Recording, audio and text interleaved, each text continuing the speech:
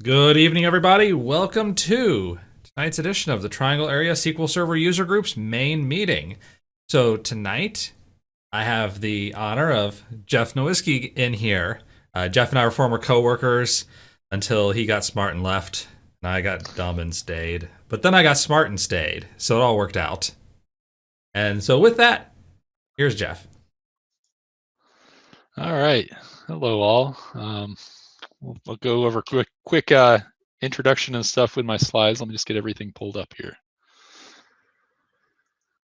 All right.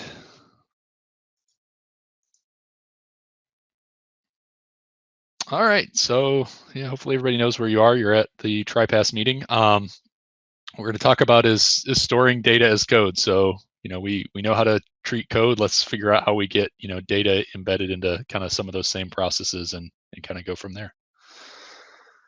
All right, quick slide with some contact info in case you want to reach out to me. There's a couple things here. I'll post a link in the meetup afterwards too, so people have these things for later. I'll go over that quick. Who am I? Jeff Nowiski. So I am local. I'm in the Durham area. So those of you that don't know me, I used to come in person every once in a while. Not anymore right now, but someday again. Right now, I'm a database engineer at Citrix. I've been there for a couple years now. And so my interests here, I'll kind of go through these pretty quick. But basically, automation, tuning, database design, those are kind of the focus points here. And then all of my interests outside of work as well.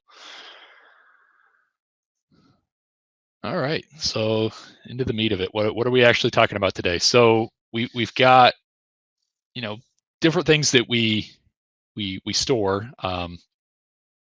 When we're storing code, we've kind of figured that out. We've come up with ways to do that. So this is more about some things that don't really fit that same model and other ways to kind of think about some of these other pieces and figure out how to store them in that same model so that you can use your same deployment, review, and everything else flows as you're going through things. So the three main areas we'll talk about are, static data. So anytime you've got some data that doesn't really change, or maybe it changes, but not very often. And then some ways to handle SQL agent jobs. So I've seen some good and some very bad ways that people have done this in the past. So hopefully this will be something that some of you might take advantage of. And then as well as kind of a little treat here with SSIS packages, because that's always kind of a pain to deploy when you've got a really solid deployment model for a lot of your other database things. You may not have the same thing for your SSIS packages. So this is an option for ways that you can kind of use some of that same tooling to do that. All right. Why should we do this at all? Well, there's a few things. I've seen plenty of ways people have done this. Worked at a few different places, and everybody seems to have their own fancy way of handling static data. So, I've seen replication used, which can be a great tool to get it across, as long as you're diligent about only making changes on the the one side of it. If you start making changes on the subscriber side of it, you might start running into some issues there where things are going out of sync, and that's been a common thing that I've seen is those kinds of things. So if you've got it set up right, that might be great. You might have some limitations though, where it may take some time to get your data across, as well as making sure did it really get everywhere when it said it did, and making sure that you're monitoring all of that replication. So if you have other reasons for replication, it might be a good use case here. But if it's just for moving static data around, you might have some other options.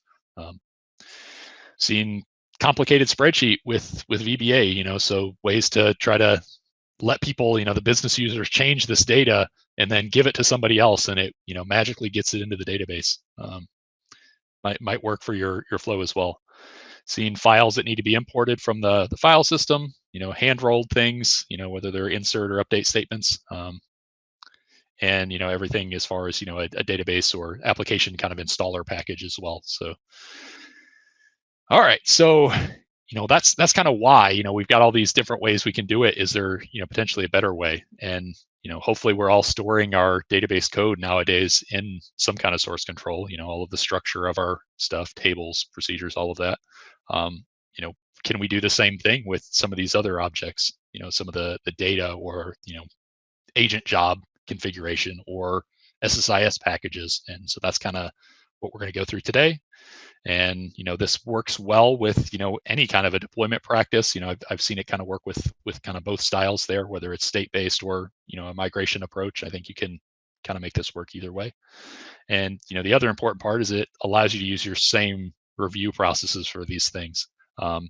While SSIS, you'll see that one is kind of an asterisk there, because you can't really review binary, but we'll go into it in more detail in a minute here. All right, so we'll just jump right into demos, and that's where we're going to spend most of the time here, is just actually going through some examples, and we'll go from there. So switch windows here real quick.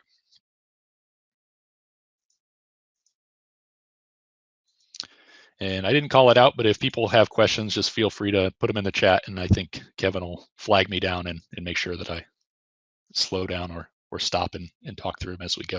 That is exactly what I will do. Awesome, thank you. Okay, so we'll just clean up what we have here just to start fresh, make sure I don't have anything old that's sitting around. All right. So what we're going to do first is go through the static data example here. We've got some table, we've got some static data in it, and how can we handle that just like we handle any of our other procedures and objects. So we'll go ahead and we'll create a table here. No big deal. This isn't the complicated part yet. All right, and then we can dig in and actually see a procedure being listed here. And if we go in, all it's really doing is, we just have the static data that's actually just hard coded in the procedure. So rather than worry about a flat file or some other kind of document that's storing our data, we can go ahead and just put it in the procedure and hard code it there. And as long as your data isn't changing a whole lot, this flow might work really well for you. You might have some concerns about large amounts of data as well, but if it's something fairly minimal like status values or configuration data, this might work really well. And so this procedure is pretty basic, and I'll share the link as I mentioned before. But all it's doing is inserting that data, taking care of inserting it into our actual table here, making sure that if anything has changed, that we're updating it, and removing anything that's no longer part of our static data. So that's really all this procedure does. It's just syncing a hard-coded values within the procedure with the table. All right, so got that run here as well. So we'll take a look just to make sure I'm honest here and the table is empty.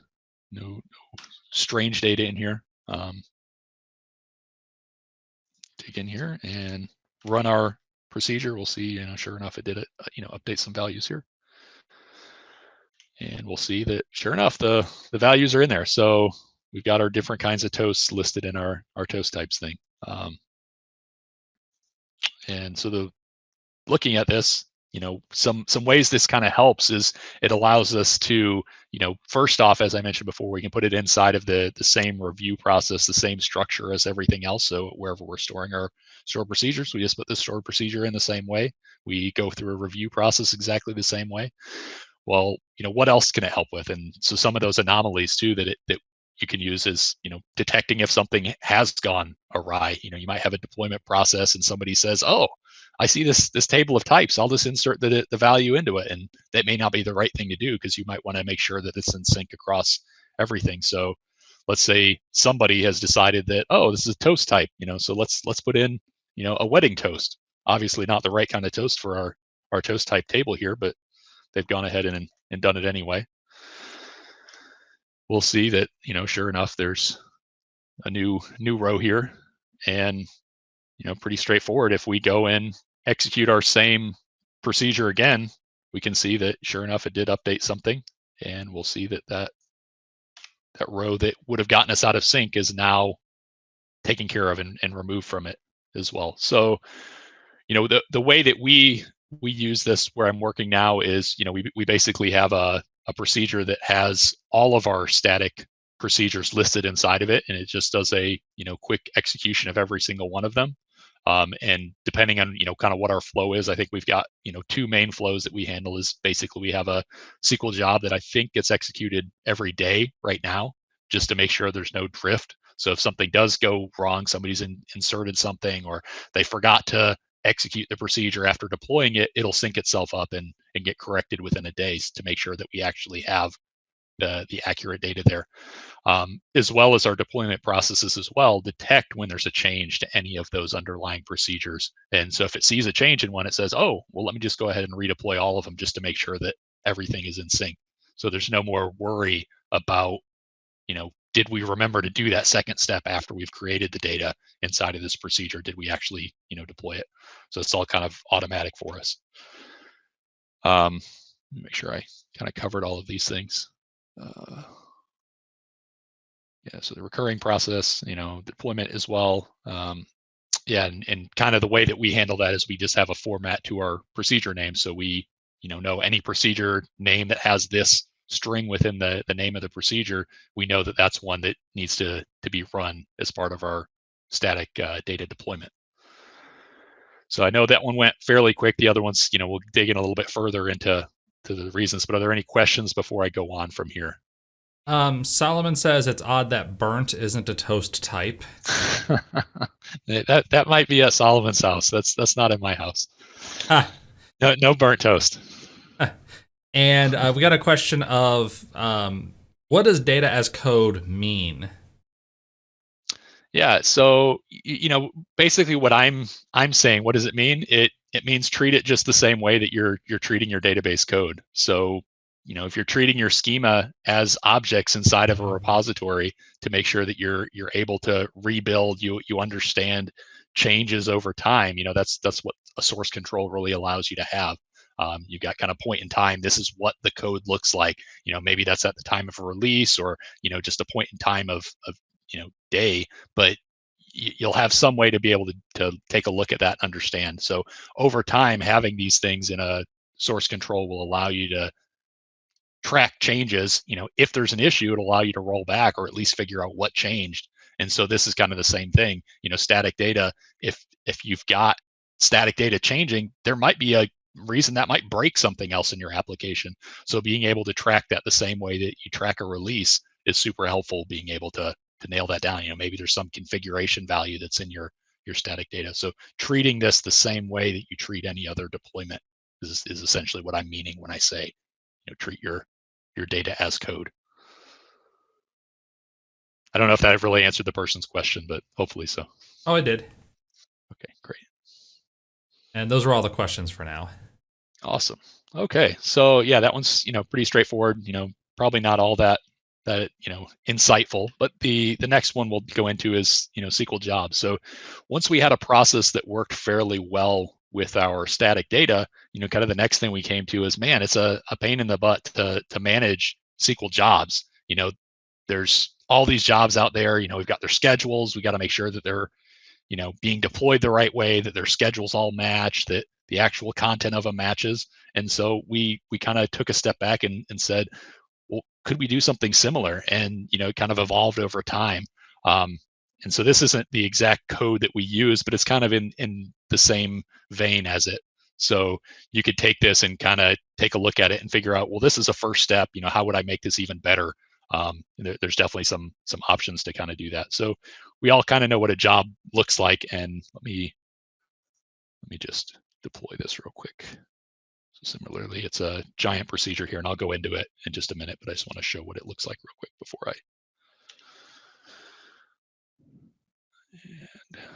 just get it deployed, just to make sure we all know, when we go and script a job out, kind of what that looks like. And so we'll see that, it's got all of the various pieces. It's calling SB add job to actually create the job structure, and then it adds any of the steps here as well. And then actually updates it for what the starting step is and what the target is for where it's actually going to run against is, kind of the default here. If you have a schedule, obviously that would all be included here as well. But this one is just fairly basic to demonstrate.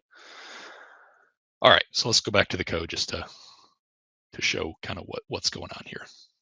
So similarly, it's just a procedure, no parameter here. There's nothing, extra that's going on.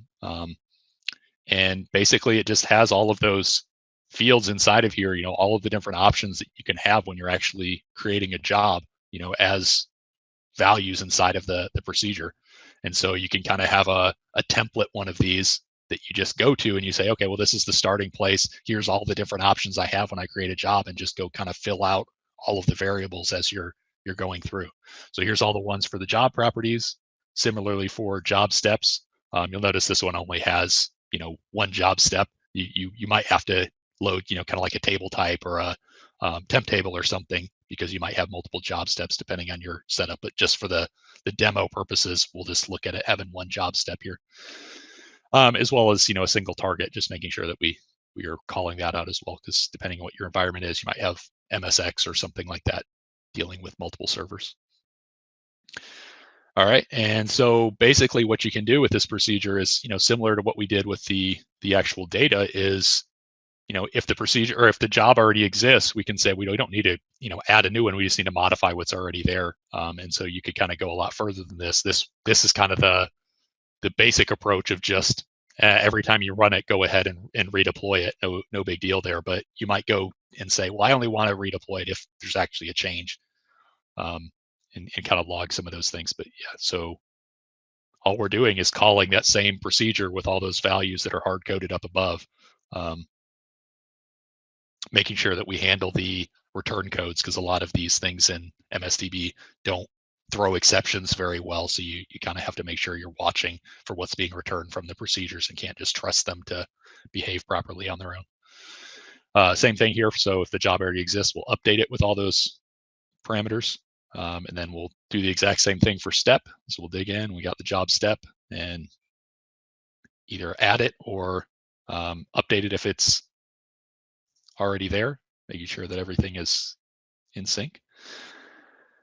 And then adding the job target as well. So, looking at this procedure, it's very similar to what we did with the static data. So, I mean, it was kind of a no-brainer for us when we took a step back and realized this was a benefit.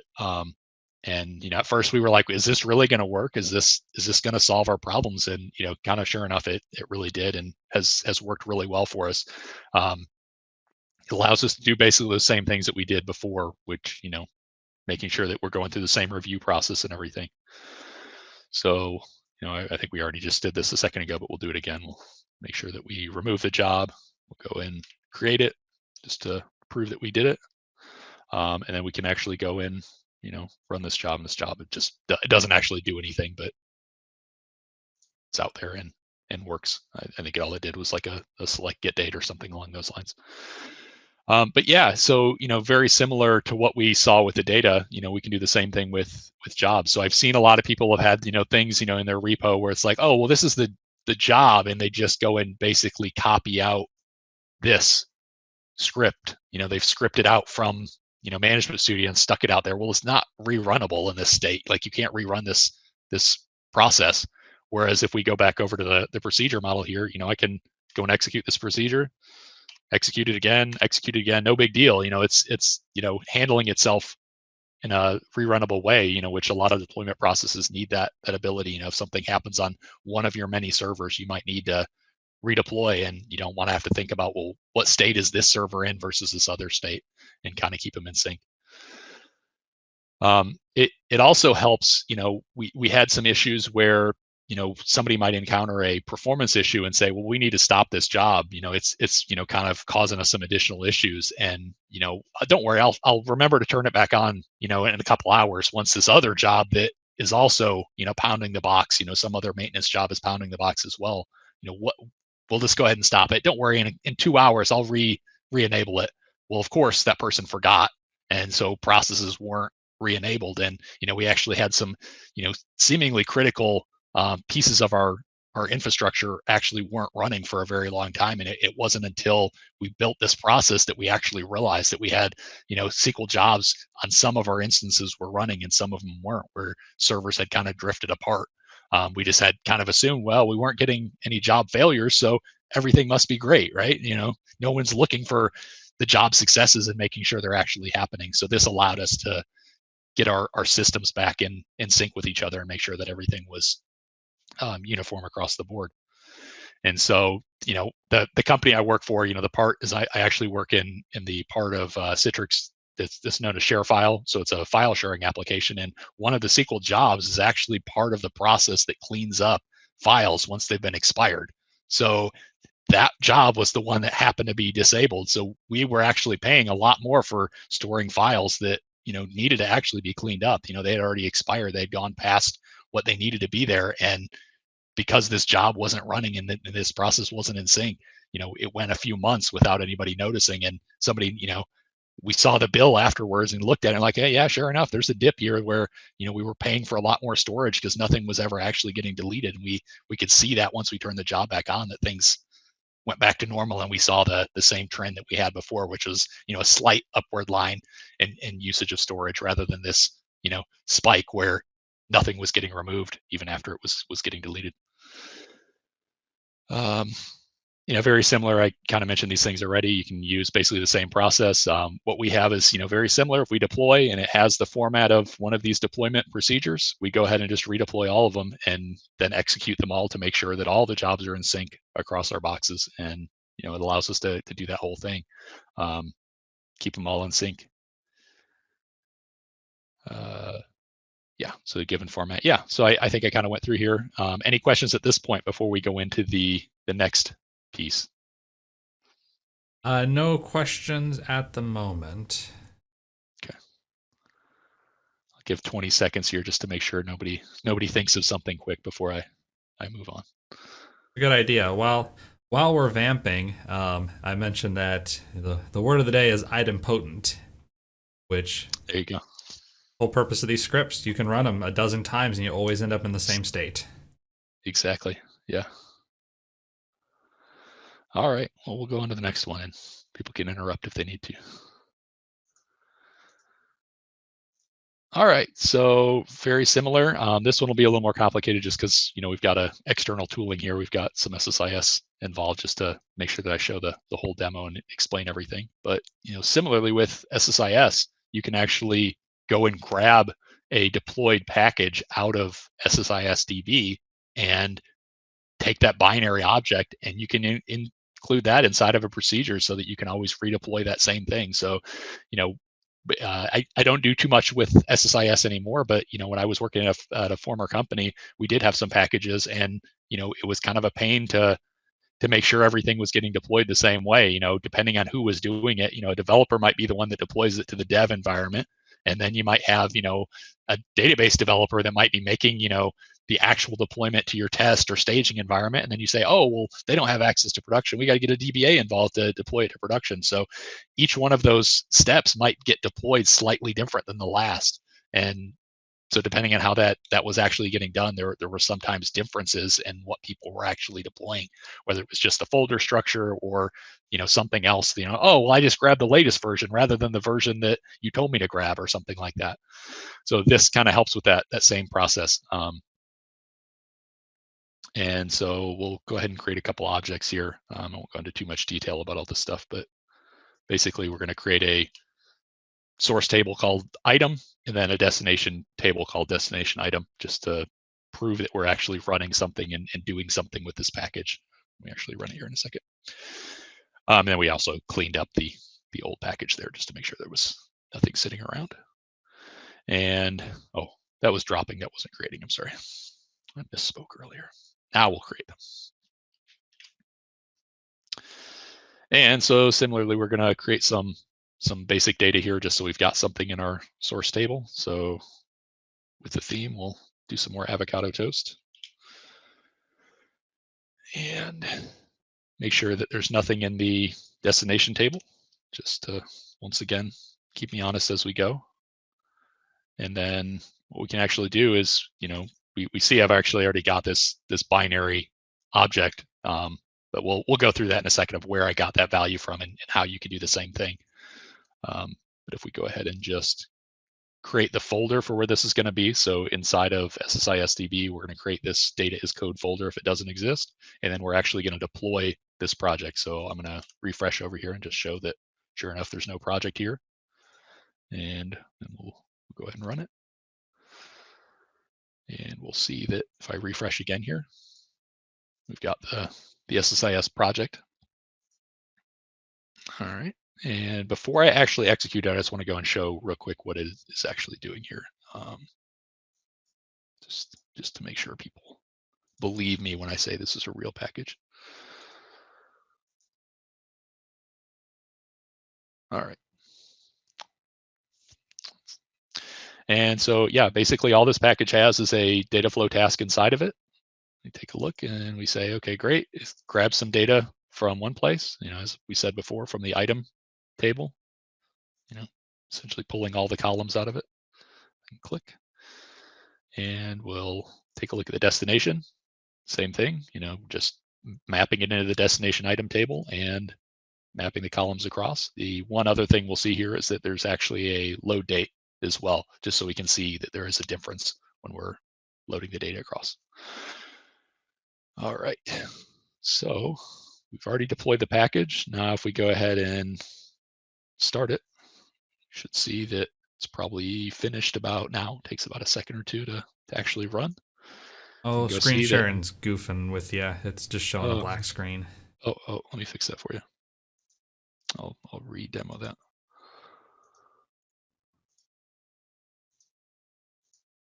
Let's see here. There we go. So I've broken all the demo though. So let me start it over. Let me clean up this destination table. So we saw that there was no data in there. We've got the package. We'll clean it up and then redeploy it just to make sure we're all on the up and up. And then we'll go ahead and execute the package here. So as I said, take a second or two to actually execute here, but should be done by now. And we'll see that sure enough, now the destination table has those rows in it. So it actually copied them across, and we'll see that, the load date is, a couple of seconds after the initial creation date of these rows, in the source table. So you can actually see that it wasn't the same process or something that put them inside of there.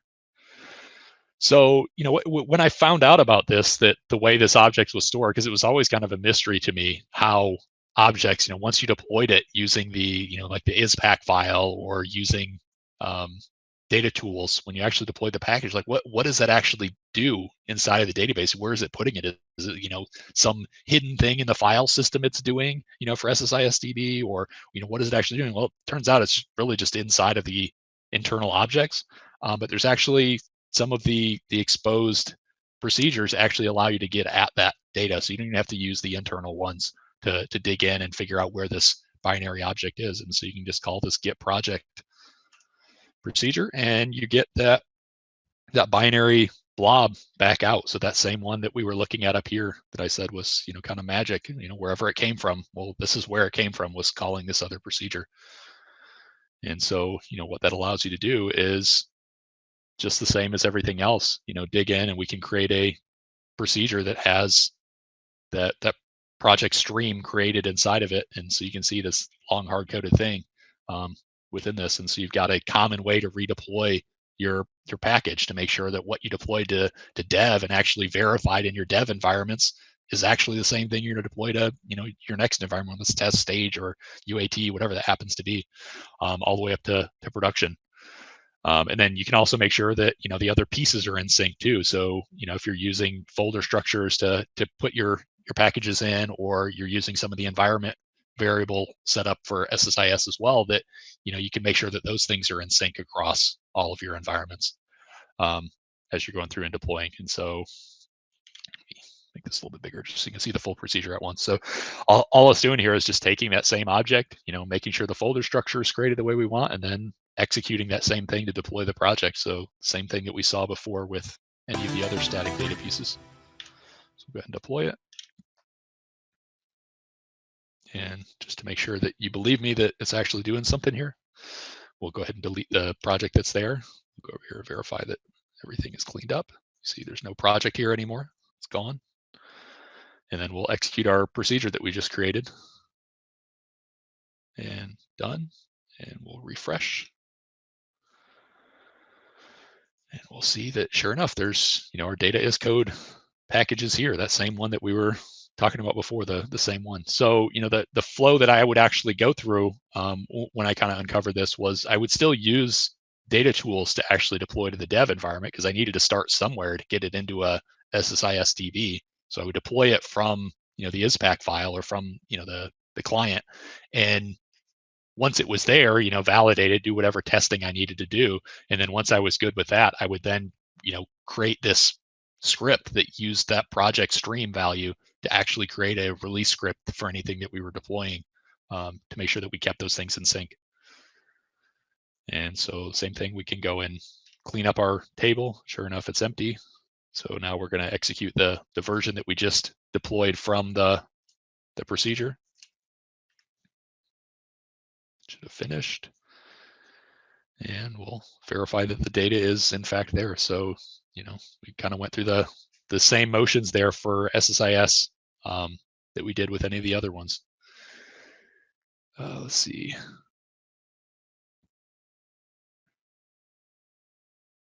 Yeah, so this one might be a little bit different, that you might have other reasons or other ways that you need to check before you can just redeploy these packages. So it's not quite as straightforward as the other ones, but what you'll notice is it does work in an idempotent way, as Kevin gave us our new word of the day a few minutes ago.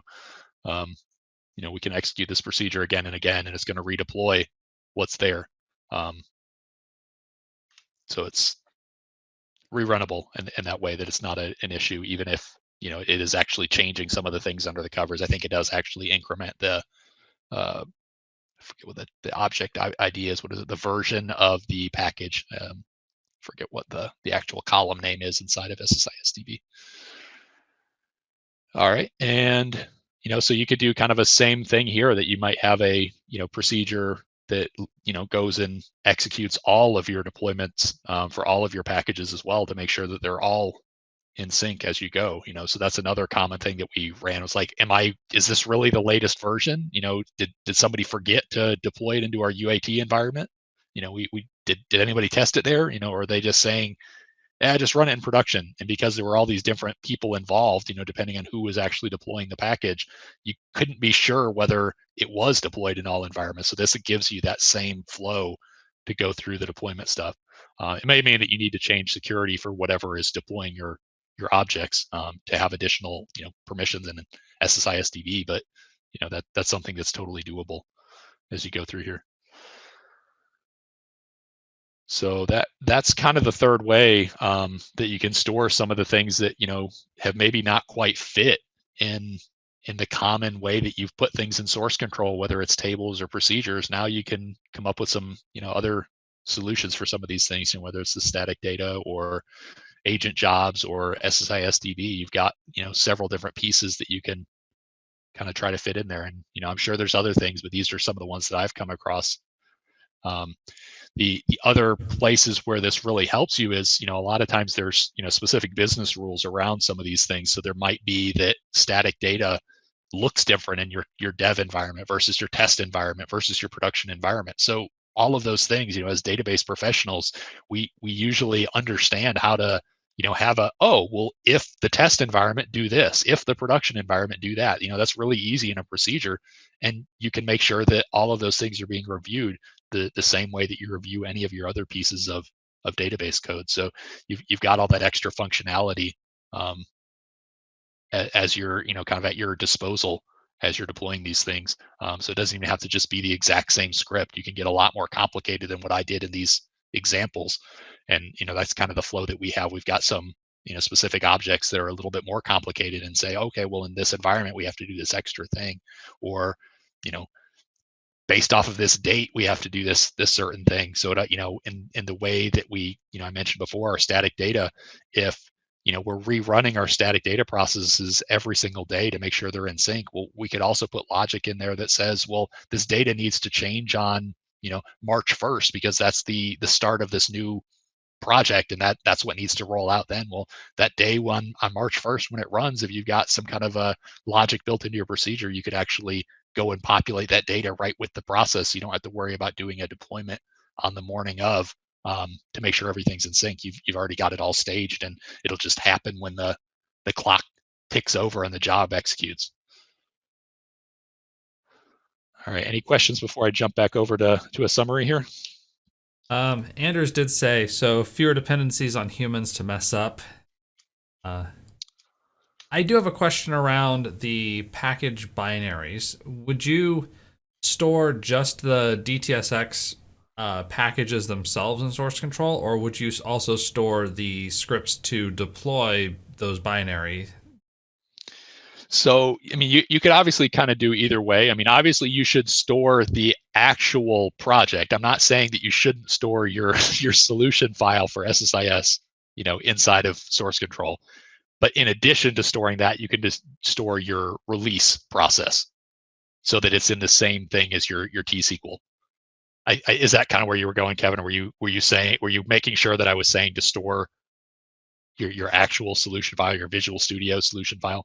Oh, I expected, yeah, you were going to say keep the DTSX files, but it was more of, would you also store the I guess, deployment artifact like you're showing in here, or would you just create a process that if you needed to redeploy it, you essentially create it at runtime?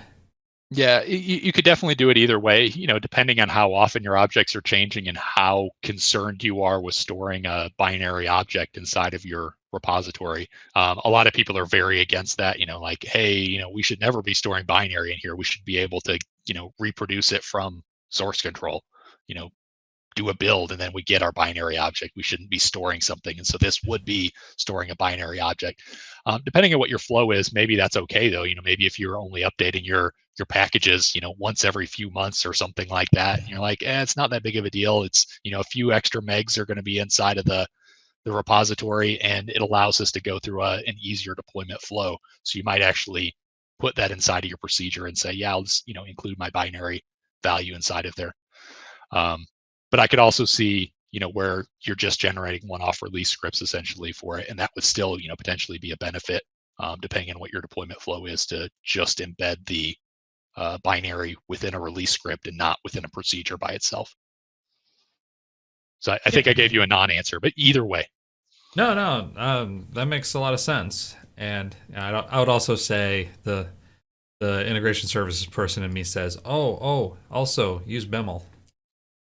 And that's, obviously another option as well is doing that. But, I know a lot of people that are not, fluent in BIML that write a bunch of SSIS. So the likely aspect is at least they might use this. Whereas you can say use BIML all you want, but no one's going to do it. Ask me how I know. Exactly. So it looks like no questions in chat. Okay, great.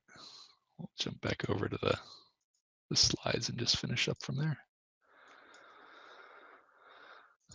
All right, so we went through several things here, just as a quick summary, make sure I didn't forget anything here, but, basically, we can embed the logic inside of here. As I mentioned before, you might have environment specific things or even server specific things. So, on this one particular server, we treat things different because customer is there or there's some different rule. You've got all the abilities to make this as flexible and complicated as you want. If you can write it inside a T-SQL, you can essentially put it inside of your procedure objects and take care of that. The database professionals understand, this bit better. You don't have to come up with some new deployment flow for it. You've got the things you're used to, which is deploying a procedure and running it. And those are common things that, your database developer or your database administrator have done before and will understand and be able to review those kinds of things in a fairly straightforward way. That was always something that was painful to me. Anytime somebody said, hey, go and review this SSIS package, you're like, well, yeah, I mean, I went and, was looking over your shoulder and, I looked at it, it looks right. But now that you have the release script, I have no idea. Is this the same thing you deployed to the dev environment? Well, now you kind of have that. You can make sure that what was actually deployed was what was tested. And now you've got a reproducible process to redeploy the package to the next environment. It puts the configuration values in the same place as the rest of your database code too. So, you don't want to have some other, let's have an Excel document that's in some other repository or under control by some other group is what's actually handling your your static data. Maybe that works for you, but what I've seen is usually if you put it in the same process that you're familiar with, that you're in every day, that's going to be your best place to make sure you're doing it the same way going forward. And I've harped on this several times, making sure that you're treating it the exact same way. You release it the same way. You can make sure that you're avoiding any kind of drift between your different databases, that everything is the same. Which is, as we all get to kind of more and more complex environments, we all kind of live with that.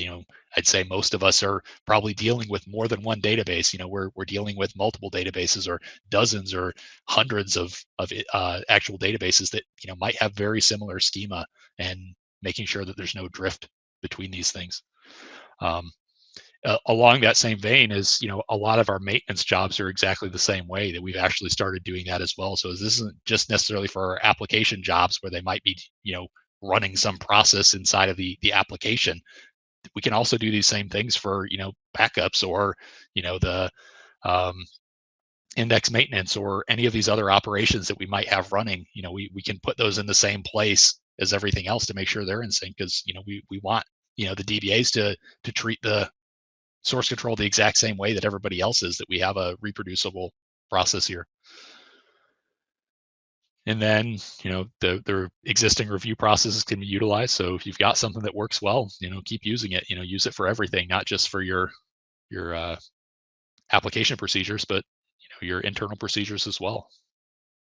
And monitor for any kind of drift as well, to make sure that you've got things the same as you're going through. And so, where I'll open it up now is, maybe some others have additional things that either they've thought about for the first time today, that you might have some other idea that, hey, maybe this would work, or, maybe there's some other comment that you have here, or, maybe there's a completely different process that works really well for you. I think that would be, kind of a good thing to share, in case there's other people that have some other thoughts here. So I'll open the floor to discussion now. Yeah, while that's going on, a couple of questions did come in here. First, what does your audit process look like, and what do auditors think of this? Okay. So the auditors actually prefer a lot of these things. We haven't shown everything to them, but this goes through the same process as a lot of our other changes. So they actually would prefer that there's a common way, rather than somebody saying, "Oh, go insert, avocado toast inside of this table on, tomorrow morning." That's what was kind of being done before. I've seen those types of changes in other places, like, hey, just go insert this, no big deal, stick it out there. They want a review process. They don't care how it's being done, as long as it's reproducible, from my experiences anyway. So if your auditors have a strong feeling, I'm not sure what they would have against this. It seems like they would be patting you on the back for having a reproducible deployment of any of your objects. Yeah, I would agree. What are the pitfalls or things to watch out for that you learned from experience? Yeah, so I called out one thing. We have this common procedure, essentially, that was the list of all of the jobs that needed to be deployed. And so in the beginning, we had this thing, and we split it up across our team. We've got several different database engineers, and we said, okay, well, each of you do 3 of them, and then we'll get the whole list of application procedures all built in, or application jobs all put in there really quick. Well, it was that same hot spotting issue that you have in source control, where we were all editing that same base procedure. So even though we had all of the child procedures created, that master one kept getting overwritten by everybody's changes, essentially, because merging T-SQL changes, in a procedure is sometimes hard in source control, that you're not seeing all of the things. And so you end up overriding somebody else's changes as you're merging. So that was something that we encountered. So if you're going to do that, just make sure that you're working with each other to make sure that you're not deleting somebody's code. So if there's a lot of changes to your list of jobs, be aware of that. Some of the other things that we kind of came up with was, having a monitoring process, especially around the jobs. So, after we found that that one job was disabled for a long time and that this process sort of fixed it, well, our next step was we need to come up with a way to monitor for that. And so what we actually used was that same list of procedures that we needed to use to deploy was also used as the list of them that needed to be monitored. So if there was a job that was created in any of those, with that name, we were able to go and make sure that that was running on the right schedule. So we had some other procedure that was essentially validating that, so that we weren't just waiting for errors to happen or somebody to complain, but we were actually monitoring for, the successful things as well. So we've got a process that kind of goes through every day, and we, make sure that somebody's at least glanced at that list if there's anything that bubbles up like, hey, job XYZ didn't run today. Why is that? And so we would dig in and understand why that hadn't run. And then I think Kevin, kind of nailed it right on the head as well, that, SSIS, you're talking about binary objects and dealing with that. I haven't actually used the procedure model of deploying that. As I mentioned, we don't have a lot of SSIS where I'm at now, so we don't need that same deployment flow. I've used the deployment script approach where we're taking the binary object that comes out of SSIS DB and creating a release script that says, hey, go and deploy this to the next environment. But I've never actually used the procedure model. And not that I'm worried about doing it, but I could understand why some people may have, hesitation before they do that, especially if you have a, complex repository, that somebody might not understand why there's a binary value inside of a procedure and what that means. Yeah, that makes sense. Jubu's mentions here, something we've started to use in our processes for database deployments is Liquibase, and the idea of setting a change set to be run always equals true, which this reminded me of. Scripts and change sets stored with our source control system. And for for people who don't know, because I didn't know until I searched for it while I was looking at the comment, Liquibase is a database change tracking source control style system where you build out change sets. Looks like it's XML based and allows you to roll forward and roll back database deployment changes. Yeah. So, I mean, this would definitely fit kind of right underneath that same model, that, hey, you're just treating this just like any other procedure that you're deploying in. So you stick it in the same place and it will be part of the Liquibase change set as you were deploying to the next environment. That's why this has kind of been helpful. We use database projects from Microsoft for a lot of our stuff, but we don't actually use the deployment aspect of it. It's more for our setting up of unit tests and internal environments and stuff. We use it for that, but we don't actually use the generated scripts that come out of it. We've had some issues with the scripts that get generated not being very friendly to a large database structure. Yeah, they like to build a new table, move all the data over to a temp table, drop the old table, and then load all the data into a new table to like make a column go from nullable to nullable, but slightly longer. Or renaming the PK on the table. That's all you wanted to do. Yeah, let's make sure that we move all of the data into another table so we can rename the PK. So you had a conversation with Ivan at Cozy Rock about this. I have not, no. I'm not familiar with Ivan, though. Is that something that he would enjoy this or be against this, or should I be worried? I would imagine he'd be for. I think he'd like the idea. Gotcha. Especially given that they do a lot of integration services related components. Yeah, I was thinking that. Yeah. In the way that I found out about this, even existing in here, was actually at a past summit, session that I went to. Somebody was really digging in and explaining the way that the objects are stored in SSIS DB, and that's when it finally dawned on me. I was like, wait, this is here. You can use this. What does this mean? What is this binary value? And so that's when I dug in more and figured that you could actually use it to redeploy. Yeah, and another comment from chat ran into exactly what I had just described. So commenter says, we have certain things that get run ahead of the actual Azure DevOps deployment for that exact reason. Yeah. Yep, where you just want to get ahead of that change so that the change deployment or change detection doesn't say, hey, let's take your server down for 2 hours because we need to, like Jeff said, rename a primary key. Yep. I've got to add a new column at the end of this table. And in fairness, I'm being slightly mean to the deployment detection tool. If you do something like simply add a column to the end, yeah, it won't do anything crazy. But there are so many things that you look at and say, well, I can write this in a way that doesn't require rebuilding the table from scratch, but it does seem to give up a little too easily. Yeah. I actually had a conversation with Redgate not long ago related to their tooling, and because it has some of the same things. And while they were willing to listen to what it was, most people aren't running into these giant databases for what they're using these automated deployment process or automatic script generation for. So I think some of us are kind of left out. When we say, hey, we've got these giant tables where, there's several million rows or maybe even billions of rows in some of these tables, and we're scared of running some generated script against it. That's not necessarily their bread and butter. Not that it won't work for those things, but you do need to be more careful dealing with some of the larger tables or more complex tables. Yep.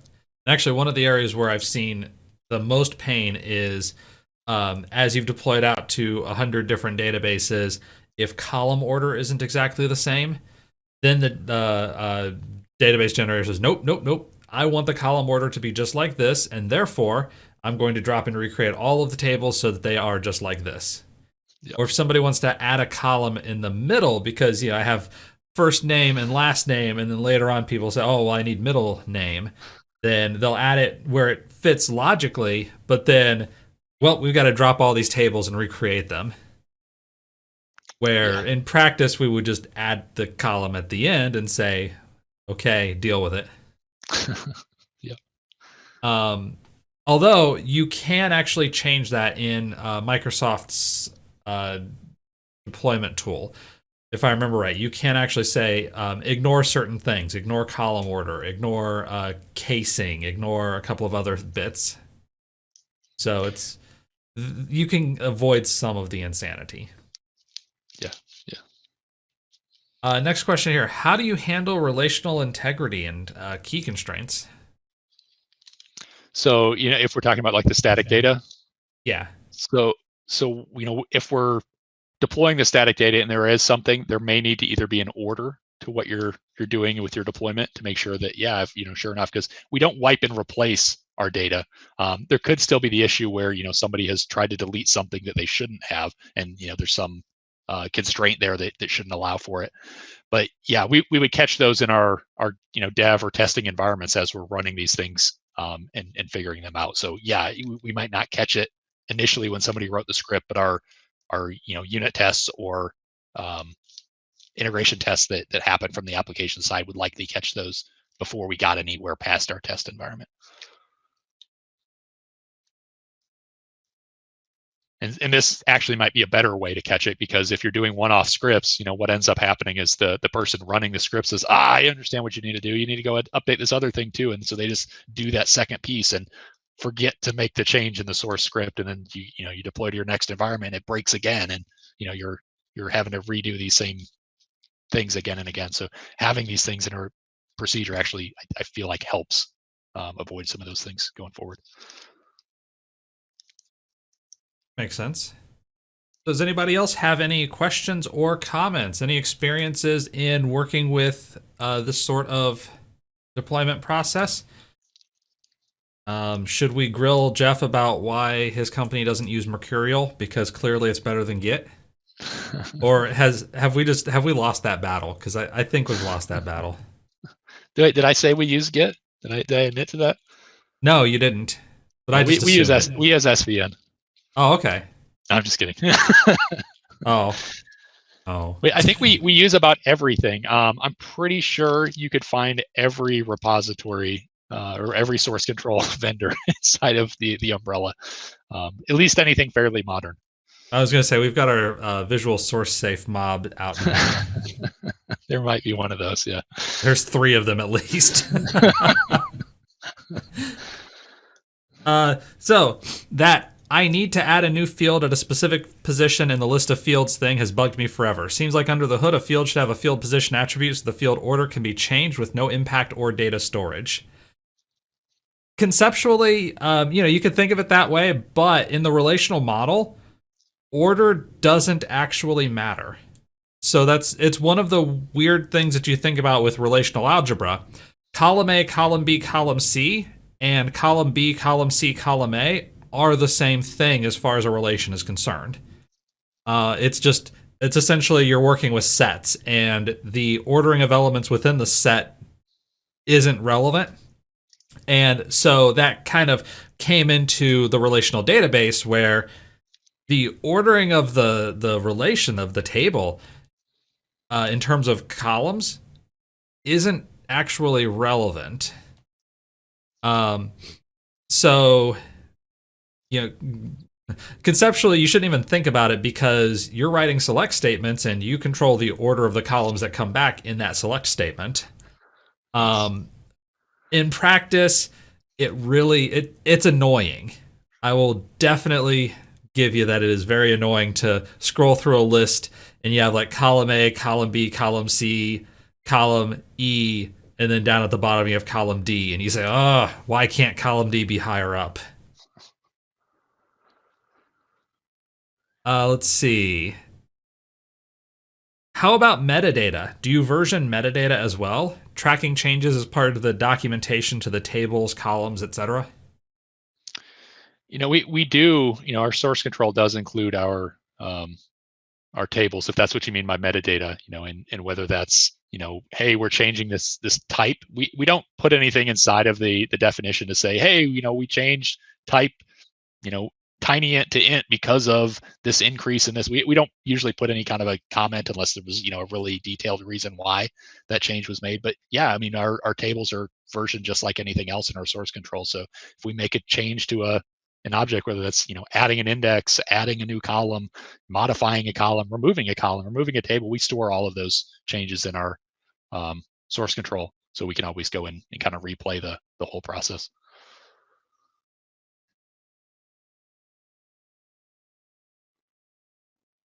Got a comment, gotta go get some avocado now. Yeah, by the way, in case you didn't know, Jeff actually works for the avocado industry, so he gets paid 1 cent for every avocado you buy. Yeah. It's a sweet deal. With this, do you have a version table then? We don't store any specific version. So what we would use is just the source control version logic in order to version it. So yeah, we don't have like this database version is this version of metadata or anything like that. It's always current rolling forward. We don't really have a big release process or a big release event. We release change by change. So if somebody has, hey, I'm creating this new table, we release that new table by itself. We don't say, oh, well, somebody else also has this completely unrelated change in, a procedure that has nothing to do with that new table. Oh, we better package those together into the same release process. We actually do those as usual 2 separate releases. And that way the testing and validation steps are done independently. And we found that model works really well for us, because we're testing and making very small changes rather than these big releases where, you're dealing with 8 people, 10 people's different code, trying to merge it all together and hope for the best. And whoever got stuck with deploying that mess of database code was the one on the hook for hours trying to untangle the mess when something did go awry, versus, hey, I have these couple of things I need to deploy. I'll deploy my couple things. I can validate them by themselves. There's still some integration processes that happen, but it's not a heavy burden because we're kind of working in different directions, and our PR process catches a lot of those times when something is changed in the same area. Yeah, that makes a lot of sense. So Solomon is trying to call me out and say that column order does matter for people who are sloppy or lazy, like with insert statements where they don't specify the column names. And my answer to that is this is the difference between the mathematical concepts that I was mentioning and the practical realities of dealing with an actual database product. So yes, you are correct that it matters in that regard. It matters in a few regards around dealing with data. Conceptually, though, it doesn't matter, because as far as the concept goes, making a modification to a set, changing a set with a set, the assumption is that you have a set of things and you're modifying, you're intersecting two sets or you're unioning two sets. They have to have the same attributes within, but as long as those attributes pair up, it doesn't matter in what order they pair up. So yes, you can't have a relation of cat, dog, mouse, and then a relation of dog, cat, mouse, and then intersect them together exactly that way. It's going to be on cat to cat, dog to dog, mouse to mouse. But we're just kind of going into esoteric land at that point.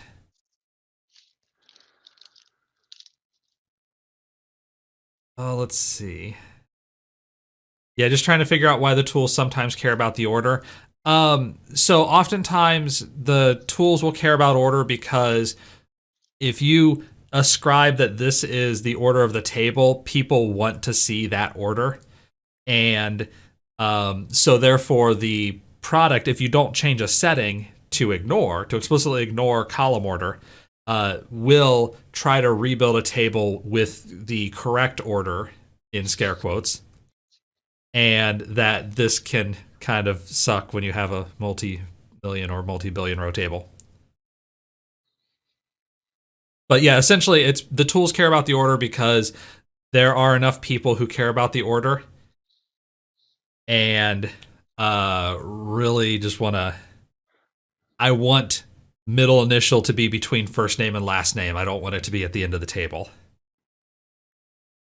Raymond mentions that older tools sometimes cared about the optimization of byte or storage patterns. Okay, so yes, this is where you get into the esoteric minutia on the opposite side. You know, you have esoteric minutia on the I'm a relational nerd side, and you have esoteric minutia on the I'm a hardware software nerd side, where, oh, well, if you put these columns at the very beginning, because they add up to exactly this many bytes, they're going to fit exactly into this sector of space, and we'll get like a 4% performance increase. And granted, when you're talking about enormous tables, that 4% performance increase could actually add up to something. And TG says, now you're in my place. Yeah, actually, you're the person I was thinking of when I was talking about this. But yeah, you can get some gains from that. And again, that's where the mathematical model and the practical implementation have weird differences that are fun to talk about.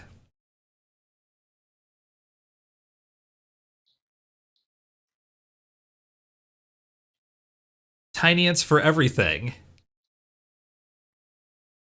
Yeah, okay. Seems legit.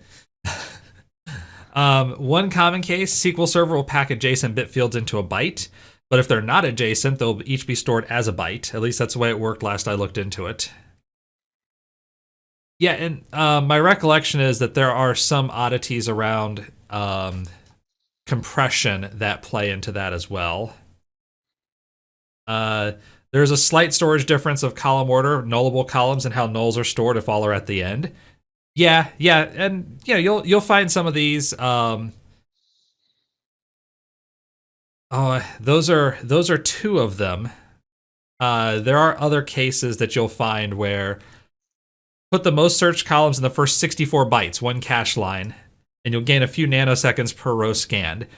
Yep, that thing, I know that you had talked about it in one of your presentations, and that is exactly what I was thinking about when I was mentioning the first few columns.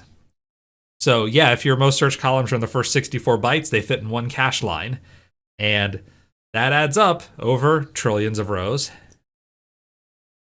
It might be a percentage point, 2 percentage points, but a little faster. Okay, any other questions or comments? 0.001%. Yeah, I was being generous. Or like other oddities, like your discussion of the merry-go-round queries, where if you have a large enough query and it just runs frequently enough, they'll start piggybacking off of each other. There's some odd things that can come up when you leave the conceptual world, but there's a lot of odd stuff in the conceptual world.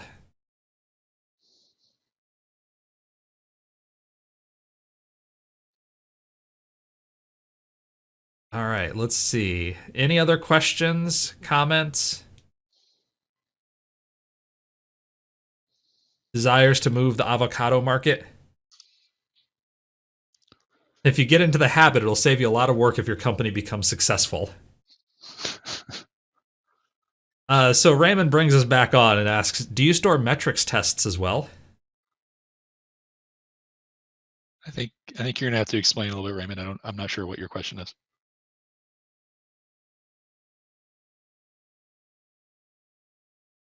So we'll see. We'll see. Because I'm not positive either. I'm not sure if it means like performance tests. Oh yeah, performance on changes. Okay. We do have some performance stuff. We don't have a true performance environment for what we're doing. But yeah, I mean, some of this definitely could play into that. If you're making these changes, you want to be able to capture, what their actual differences are. We do have our unit tests and our integration tests, so we do have some, ability to benchmark those and essentially see. But there's so many changes across, the 120 plus engineers that it's sometimes hard to isolate it down to just a single database change or something like that. Yeah, that makes sense. Yeah. Hopefully I answered the question right there. If not, Raymond, hit me up and I'll try to explain more. That can be a pain point. Yeah, and being able to track those changes. Did this thing that we thought would work actually work? It's funny how many times we do something, we say, oh, I'm sure this will be faster. And you go back a month later and you say, oh crap, that wasn't faster. That was slower. Yeah. It was faster that one time I ran it. That was the time that counted. Yep. That was the time when everything was when I had no parameters, everything was hard coded. The query plan was really great. It was working perfect. It was half a second. Following index suggestions.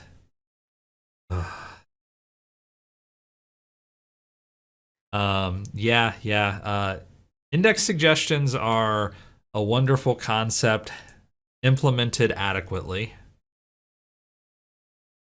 The interesting thing was it took a long time for me to learn that they don't give you the column order in the order that would actually be most useful. They give it to you in the order in which the columns appear in sys.columns. So if you have column A, column B, column C, and actually column C is the most specific, the one that you want to lead, the index recommendation will actually be column A, column B, column C. You taught me something tonight. I didn't know that was the case. Yeah, it's either that or it's alphabetical. It's one of the two. It's either syscolumns order or alphabetical. It's not in order of what it should be. Which kind of sucks when you're looking at missing index stats after the fact. You're looking at these are the columns, these are the column combinations. Another reason to order them nicely in the table definition.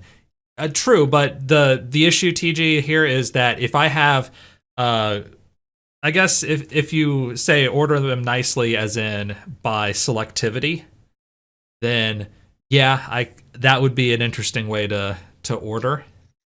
So most selective columns first. It would be very interesting to keep that up to date. Yeah, I mean, you run into the category where there might be several columns though that are similar selectivity depending on what your data set is. Yeah. Yeah, but I will say, we went on the database tuning advisor. I will recommend one thing. If anybody is using that, if somebody's using some of these things that are generating the indexes for you or suggesting indexes, make sure to leave them with some kind of naming convention that tooling supports, so that the next person that comes along, they can see where that came from, so they know whether they need to dig in a whole lot and say, maybe this is the right thing or maybe it's the wrong thing.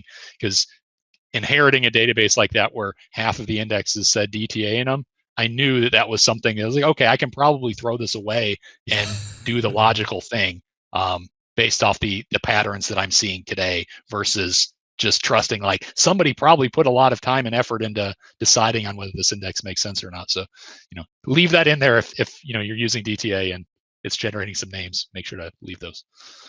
The cynical consultant in me says, yes, definitely leave DTA at the beginning so that I know to drop those indexes later. Right, exactly. If you see an index name like a bizarre GUID, you know where it came from. Yep. Merge replication.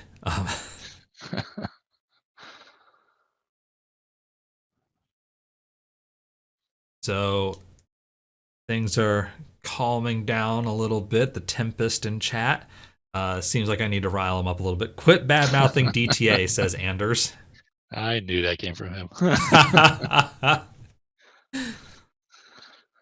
It is definitely up Anders' alley right there. This thing works really great in very specific circumstances where I know well enough that I can laugh at it when it's wrong. Which means 0% of people who use DTA will, except for Anders. So, all right, on that note, we're going to wrap it up for tonight. Thank you, everybody in chat. Thank you so much, Jeff, for the great presentation. Yeah. Feel free to hit me up. I put some details in. I'll put a chat or a message to my slides and everything like that inside of the meetup, so people have that if they want it for future. Perfect. And that's meetup.com/TRIPASS. Go look at past events. You'll find Jeff's event here. If you look right now, it'll be in current events.